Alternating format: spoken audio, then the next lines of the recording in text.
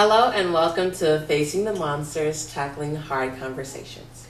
When we were younger, we had problems in which we feared to face because they were our fears, but when we faced them, we did realize that with the help of others and ourselves, we are able to face those problems. Today, I will be having 4 wonderful guests come and have a roundtable talk about the CPD and what it's like being an officer and kind of ways in which we can help promote our community and the community between officers and teenagers. I, Shalom Ajigani, will be your host today, and I would like to welcome you all to come in. Hello. It's nice to see you. Good morning. Good morning. Good morning. Good morning. So, today our 4 wonderful guests are Cordell, Detective Little, Chance, and we have Officer Mondane. Cordell, can you please introduce yourself? Sure. Hello, I'm Cordell. I'm 16 years old. I attend King College Prep, and I'm a part of the Monster Education Foundation. Hello, I'm Detective Phyllis Little. I work at the Chicago Police Department Juvenile Intervention and Support Center. I've been on the job 24 years. Hello, my name is Chance. I go to Advantage Academy of DeVry University, and I've been with the CAPS program for about 3 years now. Hello, Officer Mondane. I'm a youth liaison from the 2nd District CAPS office. I've been on the job for 4 years. Thank you so much for those wonderful introductions. So today we will be talking about what it's like being a police officer, like kind of like our team point of view as well as the officer's point of view. And I guess my first question would be, why did you choose to be a police officer, and what is it like being a police officer in this day and age? So even with how hectic it is going on, I actually fairly new, still 4 years on the job. I decided to become a police officer because I used to work for the Chicago Park District. And so I realized at a young age that my calling was to help people. First I thought it was just to help youth. So I used to do a lot of basketball training and trained a lot of professional overseas. And then when basketball kind of went away, I was like, okay, now I'm supposed to help people in general. Let me just try to help anybody. And this opportunity came to take the test, to be part of the Chicago Police Department. And I always knew about the CAPS office because Park District and CAPS office go together. They have their meetings there. They used to have that. I was like, man, I could do that. I could do what they do, and that I don't really want to do the patrol and the chasing and the running and gunning. But if I could catch youth before they get to that age where they get arrested and like continue on the cycle, I'm going to try to do it. So I applied. I took the position. I actually thought it would be about 10 years before I get this CAPS position. I guess they looked at the resume and saw the years of working with the youth, thought I'd be a good youth officer. So I definitely jumped the opportunity when the position came open. And yeah, so I figured now I get to catch, now I really get to help youth before, and they get to see 2 sides. They see me as a person, then they see me as an officer, then they realize like, oh, this guy is just as like cool as we are because he knows about the streets. He's from the streets. Congratulations to your success. Thank you. Detective Little. Well, it was by chance for me. When I came out of college with an accounting degree, I went to work for the IRS, and I hated every moment of it. So I would go to City Hall on my lunch break and after work, and I applied for a civilian position with the police department, which I got. And actually that position was in a station, 17th District, on their desk doing what officers do on the desk, police reports, bonds, the radio room, and they encouraged me. I was, I'm very friendly person, and I get along with people pretty well, so I was encouraged to take the test, and I took it, and here I am. Thank you so much for telling us your story and like kind of the reason in which you came to work as an officer. And as you're an officer, like kind of how do you How has the community been treating you? So basically, I deal with everything in my life on a case-to-case basis. Like even yesterday, I had to break up a group of people drinking alcohol on the corner, and I know there's a perception that people hate police this. No, I treat every case as is a new case, as if I've never met you before. For the simple fact is, I don't want it to be any. I don't want to stereotype you, and you probably don't even have these. You probably love the police. You probably have family. So I come up and talk to you, and that's what I realized on this job. I had a good partner coming out of the academy when I came to 2nd District. I thought you had to be a robot on this job. I thought you had to be like, no, sir, yeah, like, no. I talk to them like I normally talk to it. If I'm talking to one of my friends, and I just keep it real with them. I keep it, as you kids say, keep it a buck. Look, I say that to say because I really had to come tell them, like, listen, this is what's going on, fellas. The neighbors are complaining about y'all drinking and loud music on this corner. Right now, I'm coming as a friendly person. Like, if somebody tell me I have to arrest you all or write y'all's tickets, I'm gonna do it. So let me give y'all this warning that they don't like y'all. None of y'all live over here. All y'all want to do is drink, play loud music, and hang out in large groups. The people who paid $500,000 for their house right across the street do not want to hear this. So y'all gotta move. They listen. They like, man, thanks, man. Good looking, man. Good. You could have came, because I could have came over there totally different. Could have came over there with a totally different energy. Be like, hey, you drinking, ticket, here, go to court, bye. I don't care. But no, and you really saw I saw the response right then and there. Like, man, he could have came over here really different, man. Good looking young fella. It was like, oh, they're like, good looking young fella, man. You could have. and I just went about my day, and they were actually left for the rest of the day. I was actually like, oh, yeah. But I was told that that'll work, rather than like BSing them and lying. I don't gotta lie to you. Like, I'm gonna keep it real with you. You keep it real with me. This is what I gotta do. I have a job. You have to understand that I have a job. My sergeant come over there with stripes and bars and say, sorry doing this, I gotta do it. So yeah, I'm just trying to catch up before we get to that point. Piggybacking what Officer Mondane was saying, like, I think the youth responds to how the police react and vice versa. Because if you display positive energy and good energy, then I think you'll get that back. So, and I also think it depends on the person as well, because he seems like a really cool guy. And also it depends on your intentions, because some people have ill intentions behind some arrest and whatever the case may be. So I think it depends on the person and like the situation at hand. Yeah, I agree. I feel like the more defiant you are and resistant, the more you kind of like cause problems for yourself if you're in that situation. So the best thing would be just to calm down and be cool and just go with the flow. It's kind of like listening to your parents. You did actually say something about how you thought you had to enter the job as a robot. Like, why did you kind of have that thought when you started working? Because of my encounters with police. All of my encounters with police have not been good. Now, mind you, I'm from the west side of Chicago, a project where we encountered the police on a daily basis. And literally, when I encountered the police, it was totally like, basically, I could have had so many reports and lawsuits against the way I was treated throughout my coming up.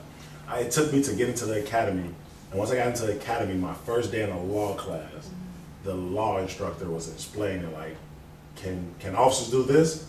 And I'm the only one in there like, yeah, they can. They're like, no, they can't. Man, they've been doing it to me for years. They've been doing it because, mind you, I'm a tall guy, so they thought I was older at a very young age. So I was treated. I'm talking about from arrested from spitting out sunflower seeds, from arrested for wearing a hat in the mall, from arrested for wrong place, wrong time, from guns pulled out, from slapped in the face, from pulled over and ripped my car apart. I was like, I thought this is how police is supposed to happen. It took me to get older to realize, like, nah, police ain't supposed to do this. So now that I'm on the inside, I feel like I have two views, because I literally feel like I'm still I'm from Chicago, streets of Chicago, roughest neighborhoods, and then now I see the side where, oh, this is what police are supposed to do. This is how a good police officer should work. So now let me start acting like a good police officer, because all of us ain't like, because Chance just said something. She thinks, your statement says that your behavior should dictate how the officer treats you. I don't think so. I understand we're all human, everybody have these emotions and everything, but as an officer, you're held to a higher standard. So I literally been called everything under the sun, and I'm just like, whatever. Like, you're in handcuffs. You're gonna be mad at me. I'm seeing you at your worst. You're gonna be mad. I'm not taking this personal. So I try to employ any officer that I encounter to not take things so personal. That's why a lot of the stuff goes on because why are you taking it so personal? This is this person at his worst or her worst. Don't take it personal. Like, they're gonna be mad, they're gonna yell at you, they're gonna call you a name. Treat them as if, I'm sorry to hear, like, be a little empathetic. And I'm a guy who's usually never empathetic. I am very, empathetic on this job. Like, listen, I understand I caught you at a bad time, but listen, this is what needs to happen. And that's all. And it don't mean your guard is down and you're less of a police. And no, because I'm always on guard. I'm always making sure I watch my back. I'm always making sure I'm in control of the scene. I just don't think the control of the scene means that, I yell louder than you. Now that's just two people yelling. So you ain't solving nothing. Like, I literally learned that early, and I'm glad I did. But unless I took this job at a later age, I couldn't do this job at 21. I couldn't. I took this job at 34 because I've matured enough. So yeah, I agree. I feel like if you're coming, like, you know what you're signing up for, basically, if you're becoming a police officer. So I feel like maturity should be one thing that you really mastered on when you're coming into the job. And I feel like, although I'm not a police officer, I feel like when you're handling a situation, unless you're like physically in harm's way, you shouldn't be reacting in like a negative way. I totally agree with both of them, and that I try to remain the calm party. You know you've met a person when they're experiencing some type of trauma or hurt or something, and your behavior, if you stick with it, can calm that person down. I've experienced the person cursing me out, even racial slurs, female stuff, and I just remained Phyllis throughout, treated them professionally. I didn't have to like it, but like Cordell said, professionally. And a lot of times, as you're done with the paper, Officer Little, I'm, sorry about that. I'm so sorry. We've been in peer jury where we have someone at their worst, and until they have time to calm down. But that's my responsibility. So I totally agree with them. yeah. Thank you so much. How has being a police officer affected what you do on a regular basis? Not as you're working as an officer, but while you're just I guess strolling down the street, or just being at home or anything, just your normal daily life. No, so basically being a police officer, that part I don't take home. Okay. That's how I keep my sanity. When I take this uniform off and I take this badge off, I am, even though we're police, people don't know this, a lot of people don't know this, you're police 365, 24/7, 365. So with that being said, if I see something happening and I'm off duty, you're never really off duty. You have your job, it's an obligation, you have to do something. That something can be something as simple as calling 911 though, but you have to do some type of police action. But when I say literally, when I hang up this vest and this uniform, it's at work. No, I don't let it bother me at all. Now, what I would like is, I think we were talking about it off camera, about how how Chicago is right now. It's very violent and scary at the moment. So I kind of enjoy the training that I got from the academy. So my antennas has always been up, even when I was a kid. Like I said, growing up in a very rough neighborhood, your antenna's gonna be up. So I'll use some police training if I'm just driving home, watching out, making sure I'm not being followed, something like that. But other than that, work-wise, nah. When I get home, it's nah. I tell a funny story to some friends that happen at work. But other than that, I'm not taking that home. I'll be like, oh, that was messed up, and then I'm very good at that disconnect, and I think that's keep me sane. That's gonna keep me not becoming this bitter officer, because now I done dealt with a tragedy, and I took that home, and now my fiance don't like that. I took it home, and now I'm yelling at her, and now I'm like, no, we're not gonna go there. We're gonna cut this off as soon as I go in the door. Key on the door. It's over.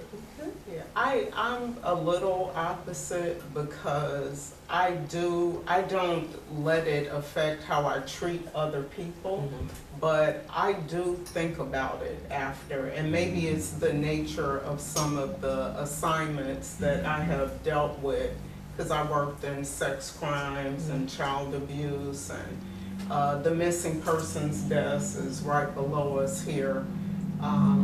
And we hear about a lot of things that you guys don't hear about, you know, crimes, you know, if you knew all that happened. But, you know, it does sometimes make me internally sad, you know, like we were discussing earlier. I don't take it out, that's just my personality.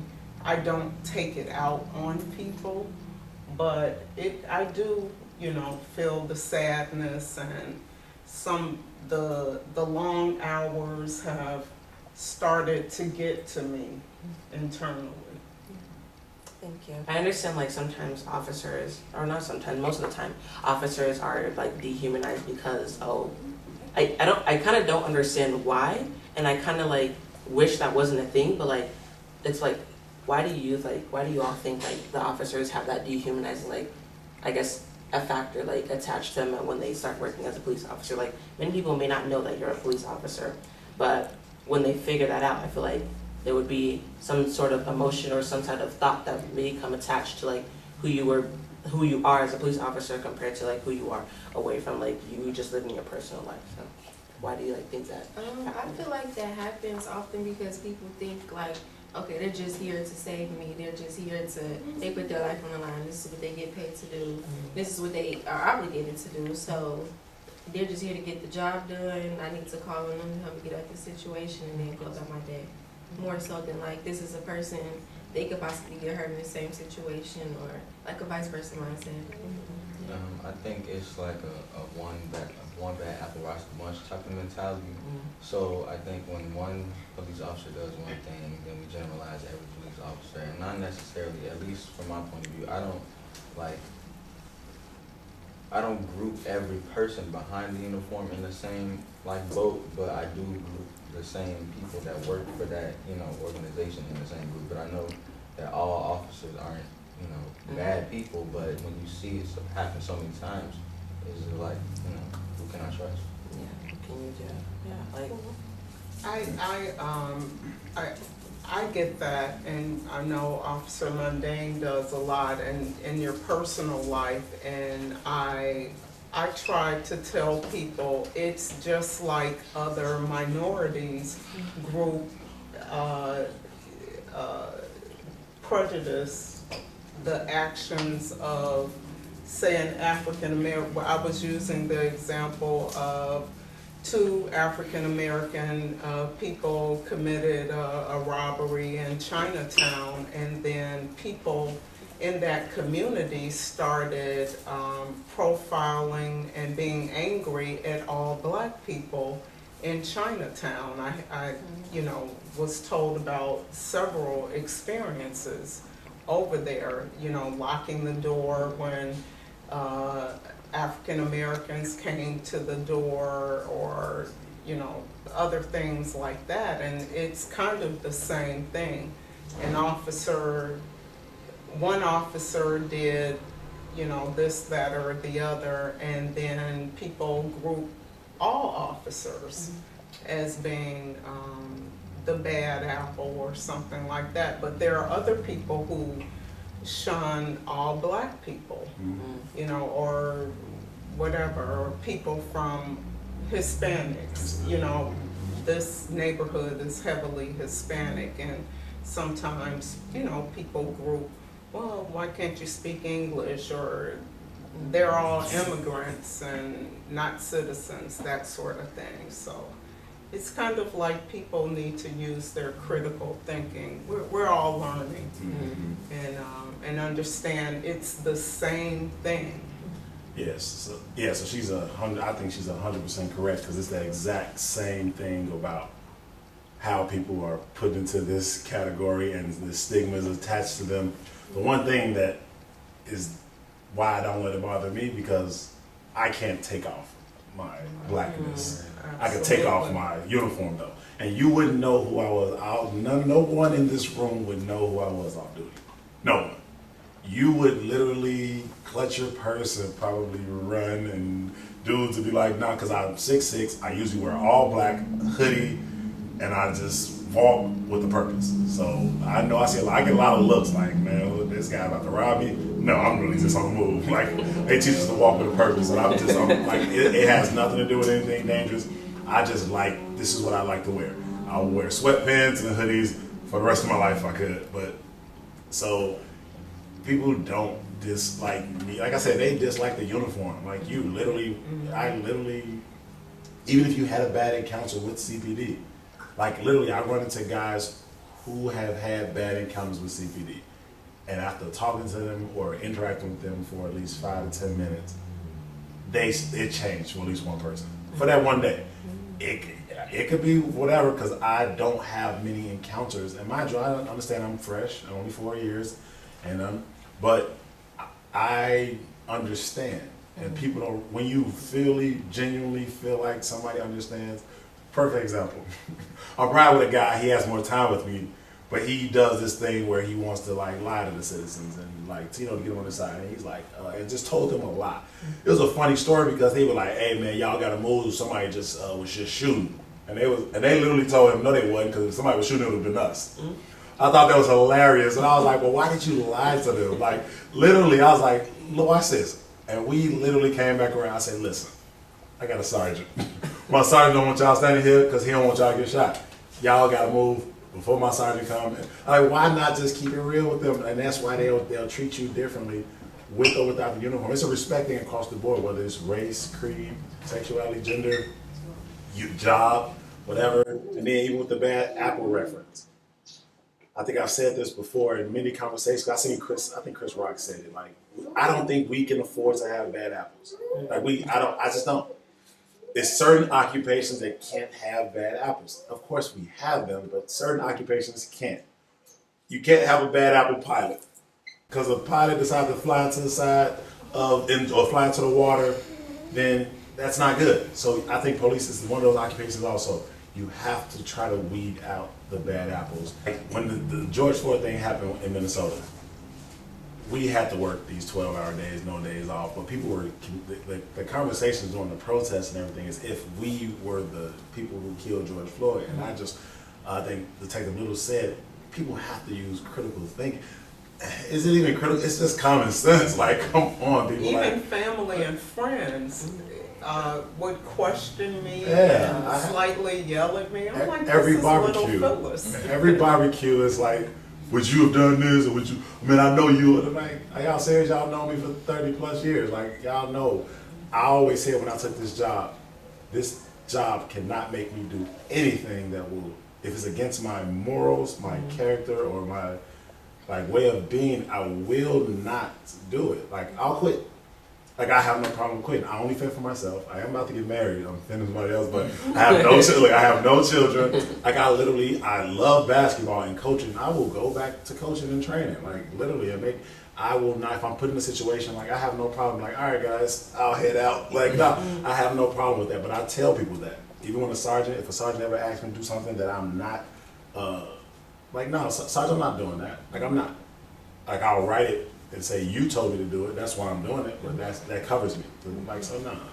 Also, talking about, like, the uniform, what does the uniform play as in the role of, like, what people see of you? Like, are they seeing the government? Are they seeing the second district? Are they seeing you? Like, what is it? So basically, I love this part of the academy. In the police academy, during our training, they take us to the Holocaust Museum, and they take us to Dusabu Museum. For two reasons. I don't know if they still do it, but during my time they do it. They do it because they want to show you that a certain group of people will look at your uniform and it will trigger something. And if I don't think you understand back, you all are very educated. Back in those Holocaust days, that uniform meant that bad things were about to happen. They were using the uniform for bad, so they were going to either take your family away or whatever. So you might run across some people who see your uniform and, oh my God, no. And this is instant tense up. Even with the DuSable Museum, African Americans, they know that police were used back in those days for everything under the sun.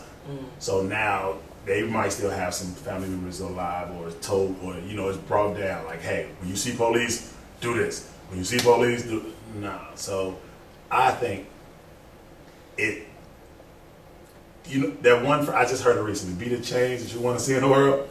That really, I think that really relates to me, because literally from being harassed by the police in uniform to now I'm in uniform and I could harass people. Like I literally could do my biggest thing is I do not want to be a hypocrite.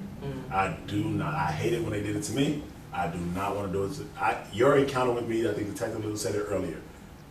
I was taught by a sergeant earlier. When you arrest somebody, even if you're arresting them, that's them at their lowest. When they leave, they should be thanking you or be like, man, this is not what I thought. And my latest arrest, the guy was like, man, I apologize, y'all. I shouldn't even be here. And I was like, I told you. Look, I was like, but he was like, man, thank y'all, man. I gave y'all gave me some insight on like a lot of stuff that people don't know. Because I'm gonna, as I process you during the arrest, I'm gonna have a conversation with you to try to make sure it don't happen. It could fall on deaf ears, and it ain't never wasting my. It ain't wasting my time. 'Cause I still have to process you. But I'm gonna say, hopefully, I don't see you in this situation again. And I try to make it not lectury. I don't want to make you feel like you're in class, and some of these people are older than me. But I talk to them like I would talk to anybody. Come on, man, you know this gonna happen. This gonna lead to this. This gonna lead to this. Like, come on, man, let's not be in this situation. Referring back to the first question, like as far as how do people see police officers, like the second district, and like if they're linked with the government, I didn't know about any of that, so I just thought like these people are linked to the same thing. Like I thought like they were linked to the government, or like they were just all out bad to get us. But as you go and you learn, you sort of, you know, retain new information. So I don't think that way anymore. Yeah, that's true. I recently, right here in this building, had a conversation. I go over to the school to, I'm like their community person, and someone at the school was saying that, you know, it was an immigration conversation, and like, no, Chicago police, we don't have anything to do with immigration. You can come in and see services, you know, come in if you're, you know, hot outside, you want to sit down, we'll talk to you. But the lady that worked in the school over there was saying that, you know, some people in the neighborhood might not respond to a call to come and get their child that might, you know, be being held, or they might not come over for some information because they think that if they come, we're going to call immigration or something. Like, that couldn't be further from the truth. I wouldn't even know where I was about to say, I'm over it like, that's part of our job description. And so, you know, so I know that's probably a view that people have, that we're all the government, or, you know, I think the uniform, you know, it's the authority thing, because people, like when we're on our canceled days off and 12-hour days and I have to wear my uniform, people are, oh, you know, it elicits something authoritative, even though I'm still, you know, everybody says, you know, you're like a teacher or something. I can't believe you're the police. I see that. which is cool, because, you know, that's kind of, I'm a helper. I just like to engage and help. But people, the authority, people are threatened or resentful is what I find towards the police. Whether they've had an encounter with the police or not, they feel that we're trying to tell them what to do, and, you know, they just are against authority, or what they see as the government trying to interfere. I guess, like, where do these like misconceptions like come from? Like, is it YouTube, YouTube? media. I say YouTube because my brother's fun. He sends me something every other day, like, what would you have done in this situation? It's like some cop doing something in some other small town. What would you have done in this town? And like I said, he think I'm not supposed to be human. The same guy who grew up with me, we're 1 year older, he think when I have the uniform on, I'm supposed to be like John Wick or somebody who could, he's like, nah, man, you should have shot him in the hand and shot the gun out his hand and all this other, like, nah, man, this ain't how this work. And this is, he'll say, like literally, social media, YouTube, these media outlets, they'll portray us in a way that it'll make you have a stereotypical way. I do it on purpose. I don't usually watch the news. I never really watch the news. I watch the news a little bit more because things happen. Like something happened in my district and I knew I was there and I knew the cameras were there. So I said, let's see. I really want to see. Is it really as far off? I was there the whole entire time. I watched the interview lady interview the guy. I watched this whole interview. I said, let's see what they're going to show on the news. I go to the news. Nope. Cut and edit. Certain part of this conversation, and I was like, that didn't happen. I was standing right there. This didn't happen. I was standing right there. I was like, okay, now I see with my own eyes, like, okay, you're gonna, I think I just heard in the training, like, if it bleeds, it leads. Like, that's what, like, media people have that attitude. Like, so, no, man, I was like, that didn't happen. Nothing like they just said on the news. But now a million of people are gonna watch this news. And they're gonna be like, oh man, this is what happened, man. 12 did this, man, F12 and all this because this happened. And I was like, no, that didn't happen like that. But I was like, whatever. Because I can't control how people think. I just want people to use a little bit more common sense. Every time like you said, at a barbecue or at a gathering, I say it's a new word I learned from the academy. Man, y'all can say I changed or whatever. It's totality of the circumstances. Yeah. Find out the whole story, then have an opinion. That's all I want to know. If you don't know the whole, don't make an opinion off your small bit of information. You're gonna make an uninformative opinion, decision, and now you're gonna spread that to somebody else, and now it's gonna pass on and pass on and pass on. So some people, the news is like the whole opinion, and I guess like people don't know where to get that and the resources to get the real information. Like you saying that sometimes the media will cut off, what's it called? Will like snip, cut, put place and make it look good. But like it's kind of hard for people to actually like find the resources to get that real information unless they go to a person that like you, like let's say someone came to you and be like, oh, what actually happened? Like not many people have that resources to come and reach an officer and be like, oh, officer, what really happened at that place? I agree. I feel like people really have to go to first-hand sources to really get the actual information because, like you said, the media does often like portray this narrative to where they flip things up and edit things out, and their only goal is really like views and money, honestly. So you can't really have too much reliance on media outlets. But listen to me, you both are in high school. If you all understand this at a high school level, why some grown adult don't understand it? So that's what I'm saying. I don't give them that excuse of not being able to know. You have to know. You have to find out. And before I jump and yell or march or run or whatever it is that I do, before I do this, I'm going to know why I'm doing it. Because I'm just a intelligent adult. I don't know. I don't even know what it is. It's like you have to get, some things don't even make sense. So I was like, nah, I gotta do a little bit more. It ain't got nothing to do with police, but I was like, nah, it don't make enough sense to me. Let me find out more. Then I'll let you all know, like, nah, that's. Yeah, I understand that. Like some things is just like absurd. Like you should know to like connect one thing to another. It's just common sense. So That's all I'm saying.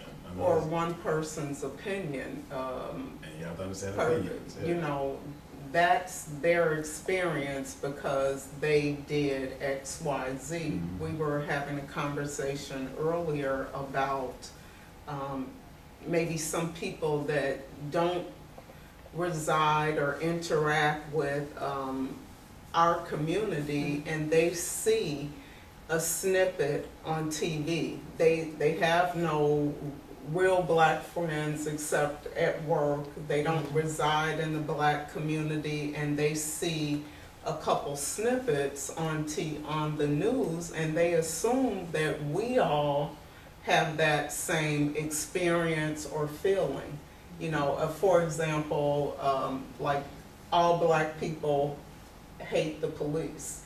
You know, I've had someone say to me, how can I be the police? You know, You know, it's like it was it's like, well, I like to pay, Right. you know, and I do enjoy, the best part is working with the kids and the Thank you. community. You're welcome. But you can't see a couple things on TV and assume that we all don't like the police, black people, and we all want to defund the police, and we want to be safe too in our homes and community. I want the police, I just don't want the police that are, you know, lumping on me, you know, but the ones that are coming to my house to save me, you know. But we had a basketball game, just real quick. We had a basketball game in what we call our violence zone in my district. But when we came up to the basketball game, we're not in uniform. We're just in hooping clothes. So we're literally in there playing basketball, just kicking it with the kids. It's like all ages. It's all ages. It's like a tournament. One day, it was every Friday. We didn't let them know we were police initially. We didn't let them know. I don't even know if it was by accident or it was on purpose, but I just wanted to go to a basketball game with my gun and my badge on. I just left that at the station. I just came and hooped. When word got out that they were like, oh, they 12, like they police, like they really, like what? They like, nah, impossible. They were so like, no, there's no way that they're police. I was like, no, we really police, because we connected with them so many levels, sports, talking, communicate, the way we did everything. I was over there talking trash to them. We were over there beating them in basketball. We were good at basketball. They were like, y'all can't be police, because police is supposed to be this. Like, nah, man, we all police. We actually right down the street. I was like, what? Like, I ain't never seen you. I was like, yeah, I don't know why, but I've been over here a lot. I know who you are. Thank you. So why do you think us being here is important, not only for us here, but then also like for everyone out there in Chicago, Minnesota, a small village, anywhere like that? I feel like it raises a lot of awareness and might give a person who might have like any type of like weird thoughts or opinions in their head, maybe like insight on like what's really going on and how like teenagers feel and how actual cops feel and like who they actually are and stuff like that. So it might just give like people a different look and perspective on things. Yeah, I agree, especially like young black people and just black people in general, because like Officer Phillips said, Dr. Phillips said, I think, right? I'll take a doctor. I don't know. Detective. Okay. I like that. Like Detective Little said, like people have like a stereotype of black people that we're all out to like defund the police and like we hate the police and things like that. So it could bring awareness to black people, and not even just black people, like people everywhere who have this stigma of police officers. They could just, possibly change their mind, and for like the black people thing, like to see a whole panel of people that look like you, that have somewhat different opinions, so you could change your opinion. So I agree with both of what they said. I just want people to keep their minds open, to realize that we all take up this earth and it's not ours. We all share it, and we need to be open to everyone and their position, their opinion, and everything. And I think this conversation is definitely needed with youth, especially of your age, for the simple fact is you all can touch more people than we can as adults. Also, you all are coming upon an age where you all will be grown, real life grown very shortly. You will have kids. And now I believe that whether you had a negative or positive encounters with a police officer, if you had a child, you'll be able to teach your child, like, listen, all police ain't bad, think for yourself. There are some bad ones out there, like even with you, when you all start a family, you'll be able to do that. But also, right now, you're able to tell youth, like, listen, man, all police ain't bad. Y'all ain't got it. But most police don't even need that I meet. I don't need a pat on the back. I don't need a thank you. I don't need to really appreciate you. I'm still do what I do because I chose this job to help people. Whether you curse me out or give me a flower, I'm gonna treat you the exact same. And that's with respect, because that's who I am as a person. Like behind this uniform, I'm still a person. I'm still a human, and I want to be treated a certain way. I actually treat people as the way I want people to treat my mother. So that's how I treat everybody who I encounter. Well, I would want you to communicate with my mother like this. So I ain't gonna talk to you. I ain't gonna curse you out. Like you said earlier, I've been cursed out by everything under the sun. But it's because you didn't know who I was. After you cursed me out and we had a conversation a little longer, I seen a lot of looks on people's face like, I just cursed out a nice person. Like, and he didn't even really do nothing. Like, he's just here because he's doing his job. So, but that's fine though. But if any time we can have these conversations, I want to get the ball rolling on it, I will have a conversation like this anytime with any group of people to let them know who's behind the uniform, who I am as a person. I am a person. I will treat people like people, and I'll try to, everybody officer I encounter, to teach them to treat people like people also. Just because you're an officer doesn't, like, please don't forget that you're also a person, like, and you want to be treated the way you want to be treated the way others would treat you. Yeah.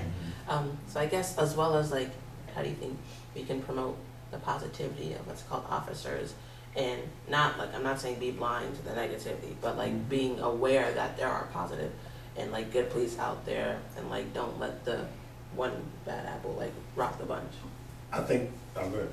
I feel like, well, I'm a part of the CAPS program, and I feel like the CAPS program has been very effective in like bringing in youth and like having fun times and fun field trips and just getting like the kids to connect with each other. So I feel like things like that and community and police engagement would cause like a lot more interaction and positivity. So with the CAPS program, we do community projects, fun field trips. With officers? Yeah. Okay. So we just do like a lot of things that's like positive and gonna steer us in the right direction, whether that's community service, peer jury, like Detective Little mentioned, and stuff like that. So things like that, just raising awareness and getting the community like really intertwined would be helpful. I figure it's gonna be tough because it's like one step forward and then something happens 20 steps back. But I mean, we only can try to do our best. Like I understand we don't need the attention and pat on the back, but we do a lot of things. I did a bike-a-thon, and it was all youth. We just rode bikes, divvy bikes around, and they were just having a great time. And people won't see that, so we could just hopefully we got to keep trying. As long as we keep trying, I think that's the most important part. Because like every time an officer do something, it is a setback, and it is a setback. But I'm going to continue to do what I do, whether it's a bike-a-thon, whether it's chess, whether it's basketball, whether it's cooking, whether it's like, I will continue to do it. And long as I think we keep on adding more youth and more youth and more youth, I think it'll get some traction and people will start paying attention. I agree with both Chance and Officer Mundane. I feel like there needs to be more of an interaction with police officers and the youth. And we know that it's going to take like a few challenges to get to a certain position, but the only thing you can do is try. So. And I agree with everyone. We just have to keep at it, keep those interactions, the activities. I also participate in some activities in 2 and 9 with the seniors, so the youth and the seniors doing things. But we just have to keep on trying, and until we get it right. There are going to be setbacks, but we have to just keep pushing forward. Thank you. Does anyone have any final words that they would like to share? Starting with Officer Monday. So basically, I just want to say thank you for inviting me to this space to explain like who's behind the uniform, who I am as a person. I think if we continue to have these conversations with the youth, the adults, the seniors, in every age range, every group, we'll be able to change the stigma. At least if it's one officer at a time, you know that you encountered one officer that has a good head on his shoulders and have people's best interests at heart. I feel like this conversation was great, and I'm looking forward to having another one. Just being in this space, making me like very comfortable and open, and being able to listen to everybody's perspectives and opinions and outlooks on everything really like will open you up. So yeah. Thank you again for including me.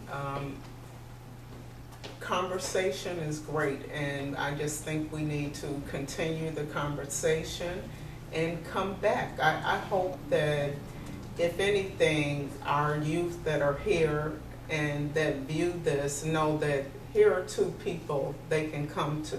I say that to every program that I participate. When I'm downstairs, I welcome, I give out cards, I write it on, slips of paper. So I'm open, and let's continue the conversation. Thank you. Thank you for having me here. I really appreciate it. All I have to say is that communication is key. And so us sharing our opinions and thoughts on different topics and different things really has opened my mind, and it could open so many other minds too. Thank you so much. I would like to thank everyone for tuning in to Facing the Monsters and Tackling Hard Conversations. I guess just to thank our guests, we would like to give you all a wonderful water bottle, and I guess our tag is Not Just Talk. And we just want to thank you guys, thank you all so much for coming today and giving your opinions and just telling your stories, being open and enjoying. And thank you for letting me enjoy this wonderful conversation with all of you today. And I want to say goodbye to everyone online. Bye. Bye.